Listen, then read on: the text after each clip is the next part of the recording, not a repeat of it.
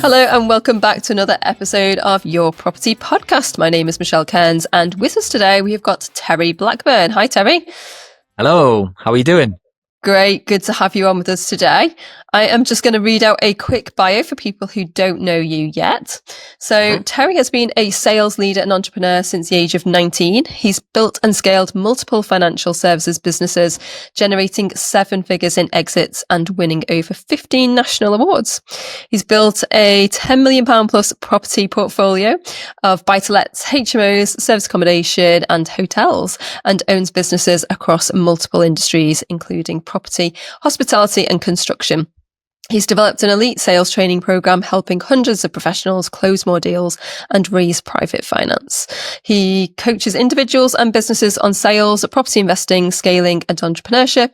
And he's also the host of the Rags to Riches Show podcast and authored Be a Lion, which won the International Business Book of the Year 3 times. So in a nutshell, Terry helps people sell more, earn more and scale faster.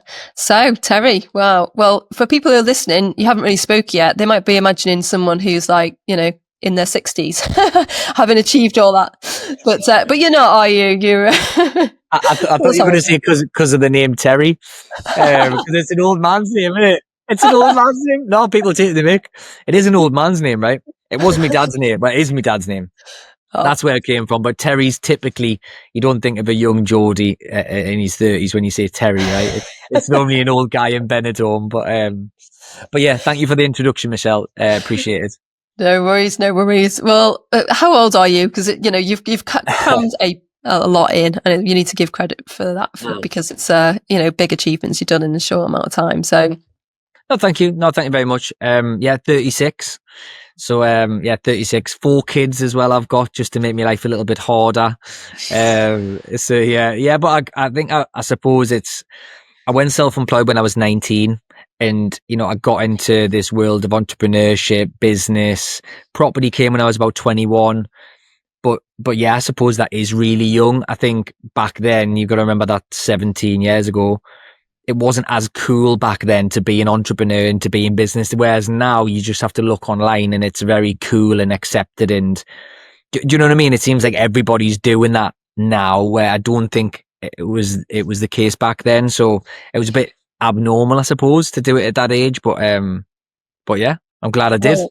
Yeah, I bet you are. You've crammed a lot in, but what we've invited you to talk about today is a particular area of your expertise that not many people talk about. It's often overlooked, and that is within the area of sales within business. And I think it's so overlooked because it's almost like really obvious that no one talks about it, if you get what I mean. So, when we talk about it now, it kind of seems like, well, yeah, okay, you need to sell in order to do business with people. But when we're talking about property, people talk about the bricks and the mortar and regulations and tenants and the ROI, and they don't really focus on the sales aspect. So that's your expertise. So what made you kind of think about this topic through, when you've built your property portfolio? Yeah, I think you're completely right. By the way, it's not talked about that much, and there's a lot of educators in property, as we all know, and from what I can see, there's not many of them talking about sales. Certainly, many of them have got a sales background. But in reality, if you drill property down or business down to the fundamentals of it, it involves sales, selling or communicating in some capacity, pretty much at every stage, from your marketing to your delivery to everything it involves an element of sales. But I think certainly in the UK, the likes of PPI salespeople, remember all those phone calls we were getting every 2 minutes? Car salespeople, double glazing salespeople, call centers, cold calling. I think sales has got a bad name. And not that doesn't mean that it's right. I think just because of certain types of salespeople, it has got a bad rep. But in reality, it's the fundamentals of most business and property ventures that anybody does. So it's a really important skill. So I'm on a mission to bring sales back again and make it cool again. Because I think it used to be cool, right? I think it used to be like in America. I've just been to Vegas to a big event, and in America, like, it's celebrated. If you're in sales and you're good at it, it is celebrated heavily. Like in the UK, it's like, I can't really swear on this podcast, so I don't know if I can, but I'm not going to. Say as a dirty word. Yeah, but yeah, it is. It's looked down upon, isn't it? Oh, you're in sales. Oh no. But in reality, the people that are good at sales will do more deals, raise more money, do more creative stuff, scale quicker, build a team better, because sales, you're recruiting people as sales, managing people as sales. Everybody who's achieving anything of any relative size is maybe knowingly or not knowingly good at sales. So I think it definitely needs talked about more, and I think if people start to give it the importance that it deserves, and they start to learn it, they would watch how much they will progress because of it, I think. Yeah. So were you in sales before you got into property, or did you get into property and then realize, actually, I need to learn about sales? So sales first. So when I was 19, I went self-employed selling life insurance. So that was literally knocking on doors. Like, bear in mind, I looked about 12, trying to sell life insurance, talking about, what happens if you die? Wouldn't you want your family to get money? Like, that's a tough sell. I haven't even got a physical product. I'm selling a concept from a kid that looked really young. So it was really tough, and I got a tough skin at that early age, knocking on doors and doing that. And I made really good money. When I was 19, I was still making 80, 90 grand, which is a lot of money to a 19-year-old kid. And then I got into property about 21. And then I suppose, to answer your question, I didn't put two and two together. I knew I was good at sales, and then I got into doing property, and I really loved property and was good at that as well. But I didn't really link the two for a good few years. And I suppose it started to come about when people were saying, well, how have you done this many deals, Terry? How have you managed to negotiate that type of discount? How have you managed to get the builder to do it that quick and at that price? How have you managed to build this relationship with this estate agent? How have you managed to raise this money? It all then became apparent that one of the fundamentals of my success, I believe, is because I'm good at sales. And then the more I started to talk about it, and people are like, yeah, like when we first met, we talked about it, didn't we? And you were like, I love sales, and you got it. And like most people who I speak to who are successful like yourself get it. Yeah. But it's still not talked about too much. No. Well, you mentioned something before about how, doing the door to door. And I did that when I was younger as well. But I got Clean Easy or something. And then I was one of those people in the street, selling the charity like subscriptions. Oh, yeah. Try and get the credit card off someone in the middle of the street. So you mentioned about developing this thick skin. And I think that is important because it kind of gives you that resilience to say, okay, well, the worst they're going to say is no, right? And then you move on. But you get that practice in refining, what you're talking about and how to pitch, how to negotiate, essentially. Definitely. So what do you think, when we're talking about property investing, where is the most important part that sales can come into that journey, do you think? And I know it comes into lots of different areas, but where should people start thinking about bringing in the idea of sales and improving their sales skills? It's hard to pinpoint one as in what's the most important, but I'll give you a few, because I think, like you say, it is littered throughout all of it. But the guys that I coach, and girls, not just the guys, the people that I coach, a lot of people come to me and they say that they're struggling to find deals.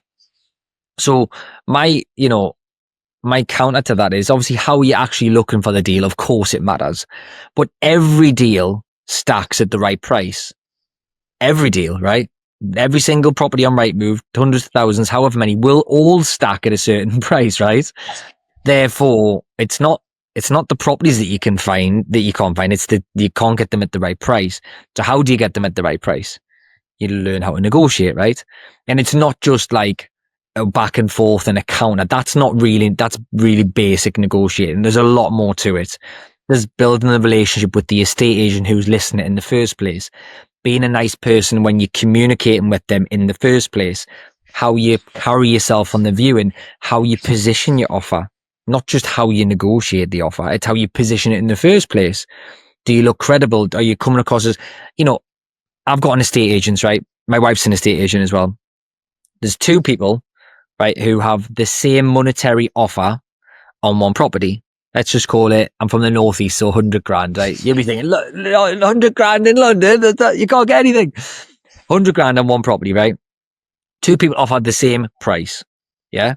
The estate agent then needs to position both of those offers to the vendor. If that estate agent likes you more than the other, they are going to put your offer forward in a slightly different or slightly better way to the vendor, and they're more likely to accept yours. If it's two offers of the same, of course, if it's different, it's going to affect it. But it could be as fundamental as that, just having a good relationship with the agent. How do you have a good relationship with an agent?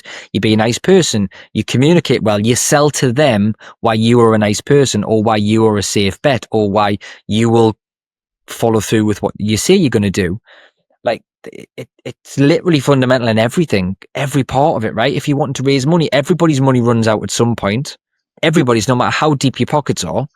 So you're going to have to raise money at some point. Are you going to have to collaborate? Are you going to have to joint venture at some point in order to continue to scale?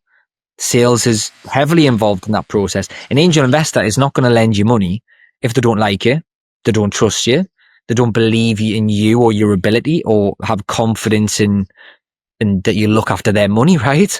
Or they wouldn't get into business with you if they didn't like you and trust you and you haven't said the right things. So like, you sell to a bank, why they should lend you money? Effectively, you've got to put a mortgage proposal together, haven't you? You've got to send them your documents, and if you've had issues with your credit rating, you can't sell to them very well. Doesn't matter how much money you earn, they're not going to lend you money if you've got a bad credit rating. Do you know what I mean? It's not as simple as like, you want this much money, but I'll buy it off you for this. It's not like that. That is not the sales. I think that's what maybe people are getting confused of, like, or misunderstanding that sales isn't that. Sales isn't like misleading people to get an outcome that you want and they don't. Do you know what I mean? It's such a big... It's not about win-lose. It's about win-win, right? And having the opportunity 100%. Having the opportunity to solve a problem, basically, by selling yourself as the solution or your product, whatever. So give us a couple of examples, because you've, what you mentioned before about getting lots of deals over the line, or being able to negotiate with contractors and things. So I think, have you got an example of perhaps working with a direct to vendor? Because this is something where people, they don't need to rely on the agent. It's just them and the vendor, and they need to negotiate and essentially sell the idea, whether that's something creative, purchase lease option, or whether they're selling themselves as a potential buyer. So have you got an example?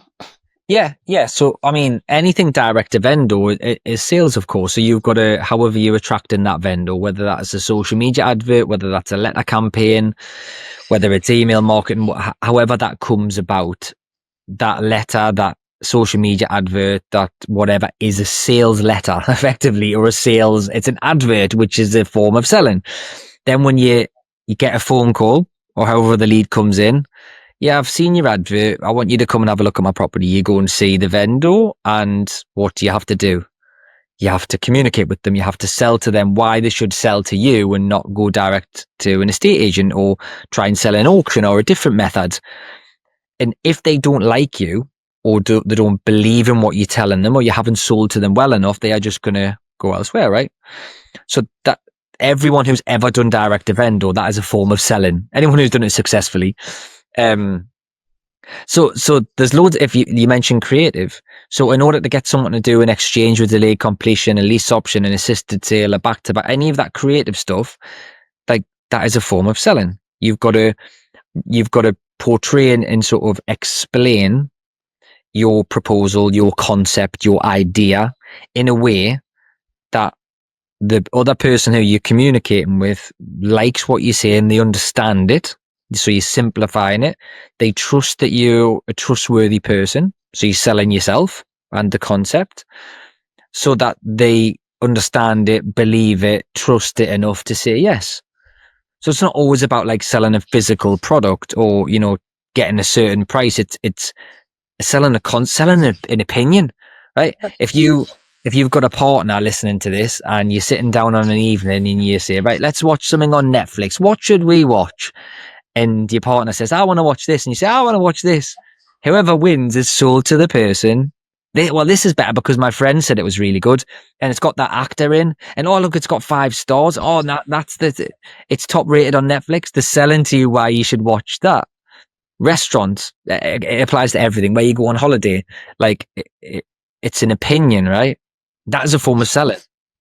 So, like, and I've heard you speak at the local meeting, Kiba meeting in Chester. Give them a shout out. It's a great meeting. Yeah.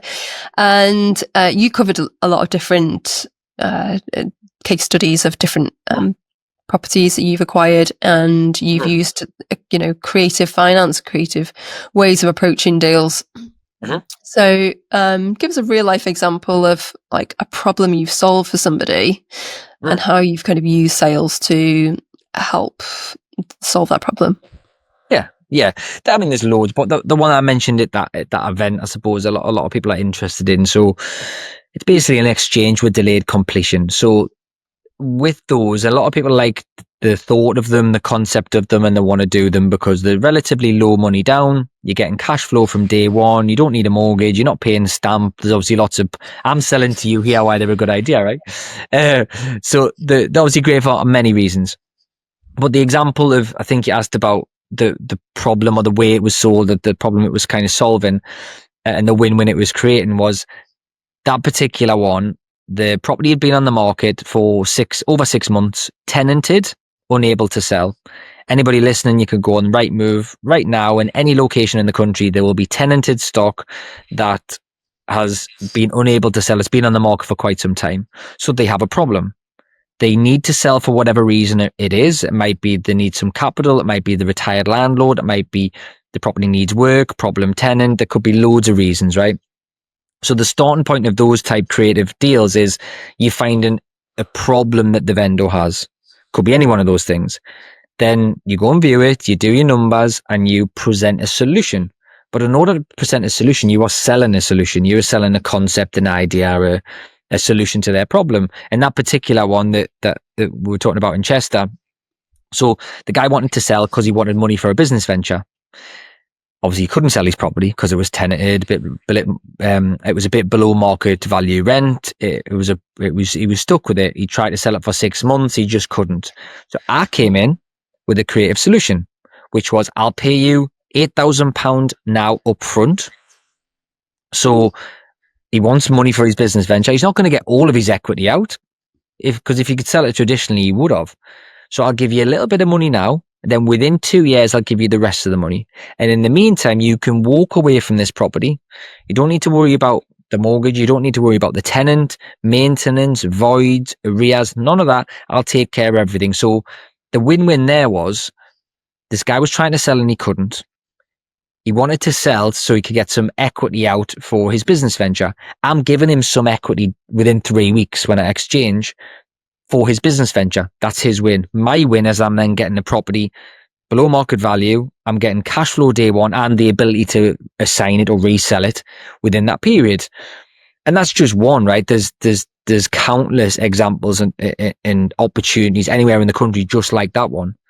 And I suppose the foundations or the fundamentals of that example is when the landlord or the vendor or whoever's selling has a problem, you have to sell them. You have to create and come up with a solution and sell it to them.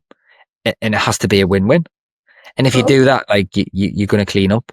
Let's just dig into that, because a lot of people, when they come into the property world, they're learning about creative ways and alternative ways of purchasing or acquiring property rather than just the traditional finance route.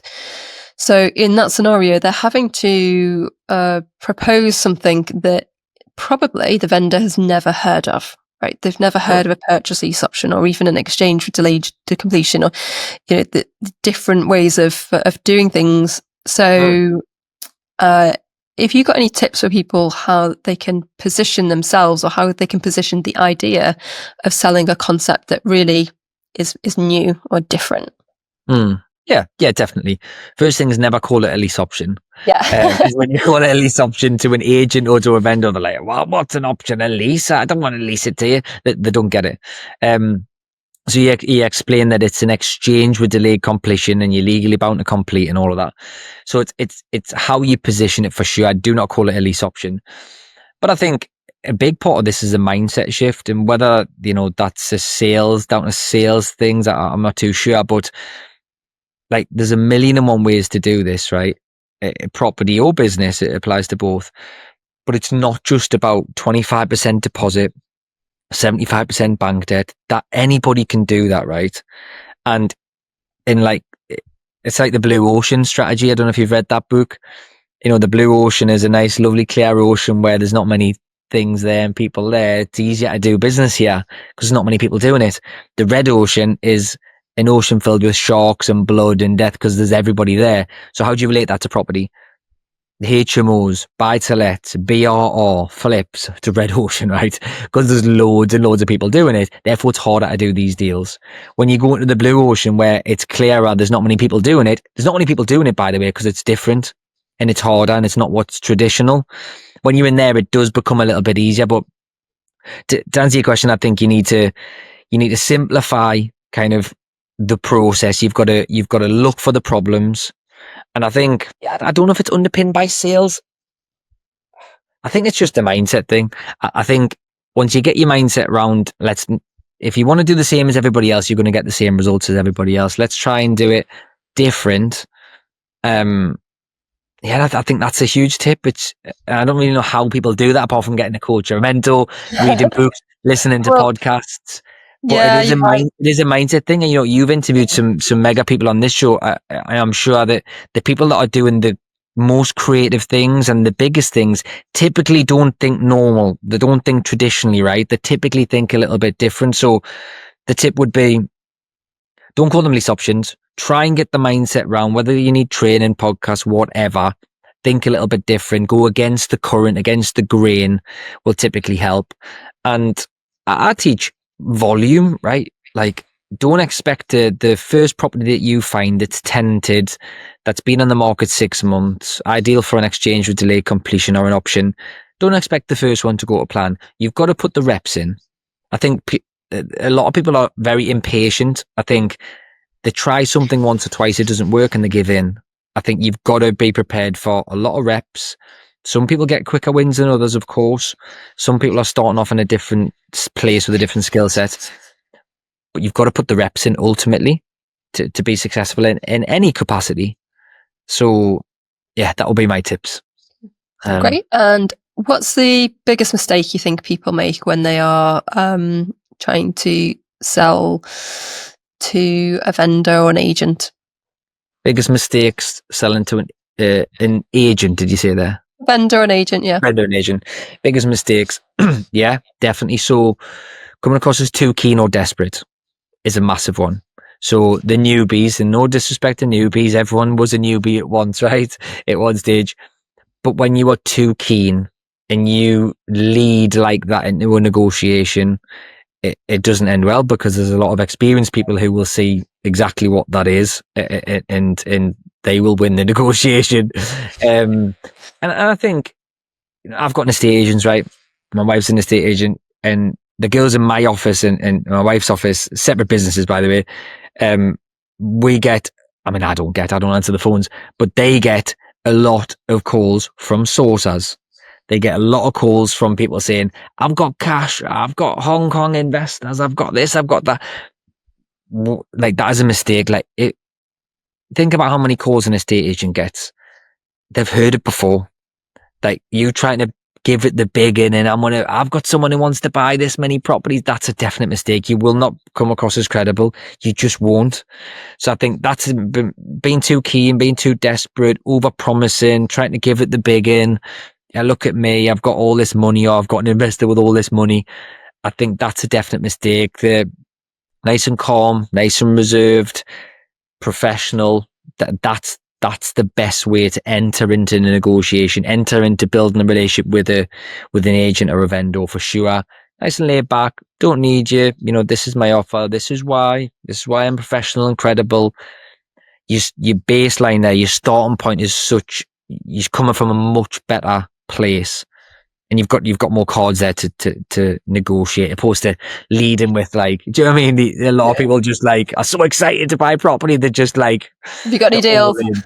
Yeah, exactly. Yeah, I'll pay anything. Ask a price quick. So yeah, and well, the mistakes, I suppose, I know it's dead cliche and typical, but like I think as basic as educating yourself. And like I was saying this to somebody the other day on a podcast. I made this commitment to myself when I was 19.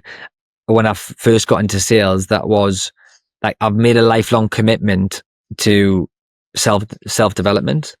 It's not like, let's do a course and then I'm gonna be a bazillionaire. Like it doesn't work like that. I listen to podcasts every day. I listen to audiobooks every day. I've just been to Spain. I got back last night. I was listening to audiobooks in Spain. It's every day. I made a lifelong commitment to fitness. I made a lifelong commitment to self-development. And I think the mistake, to answer your question there, is they do a little bit of education or a little bit of podcast, a little bit of reading some books, and they think they've got it all. They think they know it all. They think they've got it cracked. And that's all they do. Then it's just always about, they're running with what they've learned. But every single person, bar none, who I know who's successful, is still into self-development. They're still doing masterminds. They're still doing courses. They've still got coaches. They're listening to books, reading books. Do you know what I mean? Yeah. And I think some maybe thinking they've got it all cracked when they maybe don't, I think is a mistake. So you said, you're always investing in yourself, your personal development. What are what are your thoughts at the moment about kind of where you're at, and what kind of things are you working on personally? Yeah, so I love this topic. So last year? So yeah, start of last year, I started to get, because I sold my biggest business and I kind of had to reinvent myself about 3 years ago when I sold it. And that's when I threw myself into coaching people at the education business, and that's I coach people on sales, business and property. So that was about 3 years ago. And then I believe that I'm very good at the delivery, and the testimonials and everything do reflect that. But then I started to read up on marketing and like the importance of it, and something really, really stood out with us so really, really clearly, and that got us into focusing on learning more about marketing, which was, even if your delivery, this relates to property education massively, even if your delivery, as in what you coach people on, is amazing, you're the best in the world at working out the numbers, at, managing refurbs, raising money, whatever, your delivery is amazing. If your positioning isn't very good, nobody's going to even find out how good you are delivering. Your positioning is your marketing. So when I learned that, and I was like, my God, I need to learn marketing more. So then I that was why I was in Vegas last month, went to Funnel Hacking Live, like this big marketing conference. I've joined a marketing mastermind. So at the moment, to answer your question, is I'm heavily focused on marketing. So that's social media, that's organic posting, paid ads, email marketing, webinars, all these different things. I've got a bit fascinated with this topic, because it's not only translates to property, it translates to everything. And I've always been okay at marketing, but I must admit, I've focused, and I think most people do this, I've focused on the delivery. Let's get so good at coaching people, like I'm unreal at it. And I do believe that I am. But then if nobody knows, like, it doesn't matter, right? I heard once it was like 5% is the product and 95% is the marketing. Like, if no one knows who you are, like, what's the point in having like the best product in the world, right? Exactly. And we all see this, and I'm certainly not going to name names, but we all see this online of coaches who aren't very credible, and from what I hear, the delivery isn't very good, but what they do have is they have positioning really nailed, so that they're attracting loads and loads of people, but then the delivery's not that good, so they're not retaining any customers, and they're not getting, upsells, cross sells, all that. So yeah, so that's what I'm doing personally. I'm a big believer in health and fitness is translates to everything. If you're not fit in your body, you're not going to be fit in your mind. So I'm always keeping fit, and I just love to listen to stuff that inspires us, and I love learning new things. So I'll never stop it. But marketing at the moment is my main focus. Yeah. Love it. Well, I don't know about the people listening, but I'm exhausted just listening to everything that you're doing and everything you have done. Give us some tips for being able to scale up, and you've achieved some fantastic things, and your goals, and I'm sure you kind of keep having to renew your goals every time you achieve them. But being able to juggle, like just the level of fitness that you've got, the level of business, your family, all of these different things. What do you think is the secret to juggling lots of successful things? The secret. So yeah, so a few things. Already mentioned health and fitness. I think that's the foundation. If you can't build a big tower on wobbly foundations, it's going to wobble at some point. Just like if you're not healthy and fit, you're going to get burnt out more. You're going to be tired more. It's going to spew out into your personal life, and you're going to end up arguing with your partner. You might be not a good parent, not a good partner if the fitness isn't right. So I think, and it's relatively low cost, right? How much does it cost for a gym membership? 50 quid? Like you can work out at home. Like anybody can do that, right? Anybody. And that is, but I think people, they have this exchange in the mind of, right, well, if I want to make loads of money, I have to work every hour I possibly can and exchange that for time at the gym. What, an hour a day? You're not going to make that much more money in an hour a day. And I would argue that if you're fitter, you're better at the hours that you're at the gym, you work anyway. So I think that for sure. And in terms of juggling all of the plates that are spinning, this has definitely been to my detriment. I'll be dead honest. It has it's doing too many things. That's why I sold my first business, was because I was running too many things. That's why I sold my second business. I was running too many things. So that'll probably happen again. Being honest, getting into hotels and bars and restaurants, I would not do again. That is for sure. And that won't be for too much longer, I hope. So I think what I'm trying to say there is, sometimes the answer isn't something new. It's just more of the same. So should I have went into bars and restaurants and hospitality? I'll never know for definite which path I should have went down, but I probably shouldn't. So juggling too many can be detrimental. One thing I have always been, not always, for quite some time I've been good at is recruitment. So recruiting the best or very good people and keeping them close and managing them and treating them well enough so they want to work for me. They don't just want a paycheck. A lot of my staff go the extra mile, not because I ask them, because they want to, which I think is massive. And I learned, Bespoke Financial had over 100 staff, right? That I sold that when I was 33. To go to that big, like it's tough. Like you need layers of management, and I learned a lot through that process. And one of the biggest lessons there was like, you get what you pay for. I'll see what I can get away with, and can I just pay them a little that? But really, if you pay that, I'm moving my hand up for people that are just listening. If you pay more, you get better people there. Therefore, the output is better. Therefore, it's less on you. You've got more leverage. Therefore, you can scale and do more things. And everyone's read, well, I imagine most people have read Who Not How. Like when something comes on my desk, it's who can do this. It's not how can I do it. So it's team, fitness, sometimes not trying to do too much. We're not invincible. I used to think I was, but I'm not. Nobody is. So I think that's a few tips anyway. Yeah, no, I think you're right. And I remember somebody told me once, like, the best thing you can do is get a gatekeeper, get somebody in who can, as you say, hire people in to take on the jobs that you don't need to be doing, and then look after them, as you say. So VAs, PAs, ops manager, social media people. And I suppose the only counter argument to that is things that you enjoy. So the stuff that you don't enjoy, that don't make you any money, they definitely need to be passed on. The things that make money that you don't enjoy, sometimes you've got to do them. The things that make you money and you enjoy them, that's ideally what you want to be doing. And then there's things that, there's 4 quadrants to that box. If you know what the other one is, it's the things that you do enjoy but don't make money. You might just want to still do them ones. You know what I mean? There's a quadrant, isn't there? Yeah. I think it's called the fun skill matrix, which, but you've got to recruit, right? You've got to. Yeah, absolutely. Okay. So looking back over, your time in property and business, in sales, is there anything that stands out? Like, would you do anything different? You've said about, perhaps not going down certain routes, but is there a theme that stands out that has helped you? Just to wrap up on. A theme that's helped me. What? So something that I've done that's helped me. Yeah, Do the like could you, if you looked back over your career, and obviously you're still going forward now, like you've shedded the things that haven't, that aren't going to take you to the next level. Is there anything else that kind of stands out as being a kind of trait of being successful?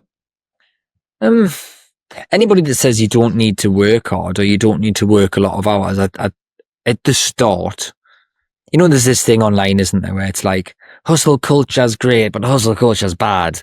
Like, you don't need to work every hour, work-life balance, but you need to work it's conflicting, isn't it? Yeah. And I think it's hugely dependent upon the stage that you're at. I do believe, and I'm honest enough to say it, at the start, you need to work a lot. You just do. Like these people that say work-life balance. Yeah, I've got great work-life balance now. I don't work past 5 o'clock. I don't work weekends. I go on holiday all the time. But I couldn't have done that at the start. Or if I did do it at the start, it would have took a lot longer to get to where I am financially. So I think my point here is, like, you've got to work a lot at the start if you want to go really big and you want to go really quick. There's exceptions to every rule, of course, but that's my. So if you've got no kids and you're single, be all over work. Like, I would be on it. Like, I'll be worth 20 times what I worth now if I was single with no kids. But I wouldn't change it for a second. So yeah, I think that in, like, me when I was 19, no kids, no partner, I was 6-7 days, 15, 18-hour days. And I'm not saying that that's healthy, and I'm not saying it's right for everybody. But I don't know, I read all these autobiographies or listen to interviews of these hugely successful people. I don't think I've ever heard any of them say, I've never worked really hard. Yeah. I just done a little bit of this, little bit of that. Like, nobody says that, right? They all work hard. So I think you've got to be prepared for that self-development thing that we talked about. I think you've got to absorb podcasts, books, courses, masterminds as much as you can. And that's a lifelong thing. We talked about fitness thing. I suppose, I know it's dead cliche this, but like having a purpose, and that's not one that's about money. And that's something that I haven't always known. I'll be dead honest, I always am. At the very start, for me, it was purely money. I just wanted to be rich because I had no money growing up. But the more money you get, the less you want money, I think. And when my purpose changed from let's make as much money as I can to let's help as many people as I can, something changed in me for sure. And people might not be ready for that yet. I think it does come once you've got a few quid. But like, that's a big tip. And I never thought I would be like that, because when I was young, I was just always about money. So that was a massive one for me. Because I'm going to make sales cool again, and I'm going to bring sales back in the UK. That's what I'm going to do. So that's a purpose, isn't it? Because the more people I help get better at sales, the more deals and the more money they're going to make for them and their families. And I'm on a mission at the minute. Sorry, just one last thing. I'm on a mission at the minute to help financial advisors, because that's my background, which is life insurance brokers, mortgage brokers, financial advisors. Loads of them don't know how to sell. Loads of them don't know how to scale businesses. Like, that is my background since I was 19 to 33. So I'm on a mission to help them get better at sales and close more deals, because the more people I help sell life insurance, the more families will get life insurance. So then I'm helping loads of people indirectly, aren't I? With That's life insurance. So yeah, that's a big mission of mine at the minute, and it's stuck on my walls everywhere in the office. So that's what's that's another tip. Love it. Well, I think that's probably a good place to wrap up, Terry. I know we've jumped around a few different places today, but I don't think there was any way we were going to do like a linear start from the beginning and work your way through. You would have been here all day. So thanks for bearing with us, everyone, while we jump around. But I thought, let's just try and dig in and get some, nuggets and value, and pick out, that's why we're here, right? Picking out some themes, picking out things that people can actually go away and think about and implement and put into their own lives as well. So with that said, where can people find out more about you and what you're up to and connect with you? Yeah, so Terry Blackburn on most social media. Terry Blackburn or Terry Blackburn Property. There's another Terry Blackburn who's a photographer. It's not him. There's only one of me, right? So yeah, just Terry Blackburn. You'll find us somewhere. Facebook, LinkedIn, Insta. Yeah. Great. All right. Well, we'll put the links in the show notes to connect you with Terry. And Terry, thank you so much for your time. Thank you very much. Thanks for having us. Thanks, Michelle. Thank you. As always, really inspiring guests on today's podcast. But thank you, everyone, for listening to us. And if you are not yet a member of YPM Plus, then do check out the free 28-day trial where you can get access to not only the monthly magazine, but also the interactive live sessions every Monday. So I will leave you to check that out. And we will see you next time. Take care for now. Bye-bye.